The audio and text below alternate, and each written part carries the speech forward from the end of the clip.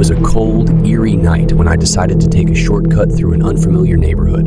The wind whispered through the trees, sending shivers down my spine as I walked past rows of deserted houses. Suddenly, I saw a faint light at the end of the dark street. It was the familiar glow of a 7-Eleven sign. Though hesitant, I knew I needed to warm up and grab a snack for my long journey home. As I stepped into the store, a chill washed over me, making the hairs on my arms stand on end. The atmosphere felt off, as if something was watching me from the shadows. I brushed it off, attributing it to my imagination. After all, it was just a convenience store, right? But as I strolled through the narrow aisles, I couldn't shake the feeling of being watched. The flickering fluorescent lights added to the unsettling ambience, making every shadow dance and contort in an ominous manner.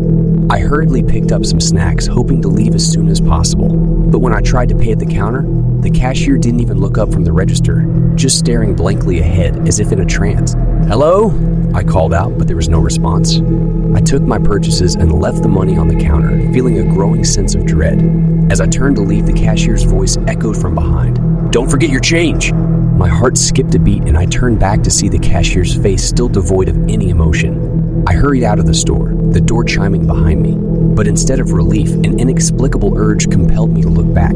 The lights inside flickered and a figure stood behind the glass door, staring at me with hollow eyes. I ran away from the 7-Eleven, telling myself it was my imagination playing tricks on me. However, the unsettling sensation clung to me like a sinister shadow. I couldn't shake the feeling that something was lurking within the convenience store. The next night, curiosity got the better of me, and I found myself drawn back to the Midnight Mart. This time, the air was thick with an otherworldly aura, and a faint whispering echoed from the dark corners. I hesitated for a moment before mustering the courage to enter. The inside of the store was even more eerie than before. Shelves seemed to rearrange themselves, and the products on display warped and twisted. As I cautiously explored, the silence was broken by a distant creaking sound. I turned to see the freezer doors swinging open and shut on their own. Frightened, I took a step back, but something inside me pushed me forward, compelling me to face the terrifying phenomenon. The cold air emanating from the freezer felt unnatural, and the eerie sound of echoing laughter filled the store. That's when I noticed a shadowy figure, barely discernible, lurking in the aisles.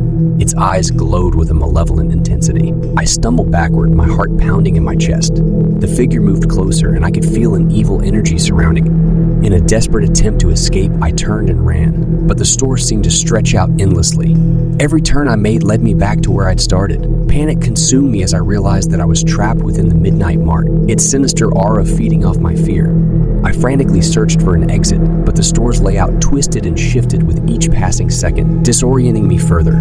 The haunting laughter grew louder, and the shadowy figure materialized before me, reaching out with elongated, ghostly fingers. Terrified, I called out for help, but my voice seemed to vanish into the void. With each step, the figure grew closer, its form becoming more defined and terrifying. I felt an oppressive darkness closing in around me, suffocating me with fear. Just when all hope seemed lost, a faint voice echoed through the store. "You must face your fear to break free." Summoning every ounce of courage, I turned to confront the malevolent specter. With a final surge of determination, I shouted at the top of my lungs, refusing to succumb to the terror it wanted to instill in me. The figure recoiled, its sinister presence weakening as I stood my ground. With each defiant step forward, the store's layout returned to normal. The flickering lights stabilized, and the haunting whispers faded into silence. In a blinding flash of light, the Midnight Mart transformed back into an ordinary 7-Eleven, devoid of any supernatural malevolence. The cashier looked up, their expression now filled with warmth and familiarity. "You faced your fear," the cashier said, a knowing smile on their face. "Few ever do." Leaving the store, I felt a mix of relief and newfound courage. The haunting of the Midnight Mart had been a trial, a test of bravery and resolve. From that night on, the convenience store became an ordinary place, and the eerie occurrences ceased to exist. But every time I pass by a 7-Eleven now, a shiver runs down my spine, a reminder of the night I confronted my deepest fears within the haunted aisles of the Midnight Mart.